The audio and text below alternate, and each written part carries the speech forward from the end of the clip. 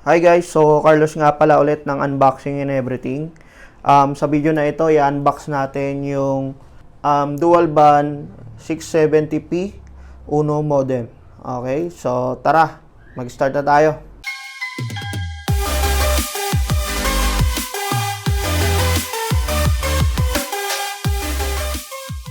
Okay guys, itong dual band na Uno modem natin guys, binili ko siya kasi nagtetest ako ng mga router na pwedeng gumana sa ating OLT.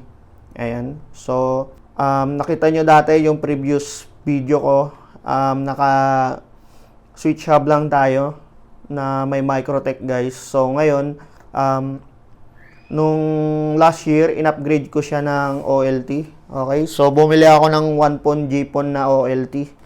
Ayan, so ngayon, itong modem na to, doon ko siya gagamitin. Okay, so itetest ko siya kung mag-work siya ron sa OLT ko. Ayan, so ito, i-unbox natin siya. So, ayan, ito yung laman niya guys. Ayan, so Uno modem lang siya guys, tapos itong kanyang power adapter. Ayan, ayan lang siya. So, tingnan natin yung mga LAN ports nito. Tabi ko lang tong ating box. Ayan guys, so ito yung actual na itsura niya. Ayan, makikita nyo, may mga LED siya na power pawn, loss, internet, LAN 1, LAN 2, to LAN 4. Tapos yung kanyang dual band na 2.4 at 5G. Okay? So, antena niya guys, ito, simple lang, dalawa. Ayan siya. Okay, tapos sa gilid, ito yata reset. Ito yung reset guys. Tapos ito, yung WPS. Ito. Tapos ito naman yung kanyang mga LAN ports. Ayan. So may dalawang USB port.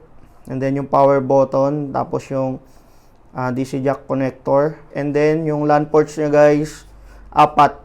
Okay, so puro gigabit na to guys ha, yung 4 na to. Ayan. Sa gilid, ayan, ventilation ulit. Ayan. So sa ilalim, makikita natin, Xpon Uno ang nakalagay. Ayan. So ibig sabihin ng Xpon guys, pwede siyang GPON, pwede siyang EPON. Ayan. Okay, tapos yung model niya is F670p. Ayan. Tapos yung power rating, 12 volts, 1.5 amps. And then, dito natin makikita guys, yung kanyang admin. Yan, user, tapos yung IP ad 192.168.1.1, pati yung kanyang SSID, okay? And then yung kanyang Wi-Fi password. Ayan. So ayun guys, kulay blue nga rin pala yung kanyang ports. So ang gagamitin nating SC connector dito guys is yung UPC. Okay, so yung kulay blue rin. Ayan. Okay, so yun lang yung unboxing natin guys dito sa Uno modem F670p. Okay, so yung next video na gagawin ko naman guys is kung paano siya i-config sa ating OLT. Okay, so kung hindi pa kayo nakakapag-subscribe sa aming YouTube channel, unboxing and everything, subscribe na.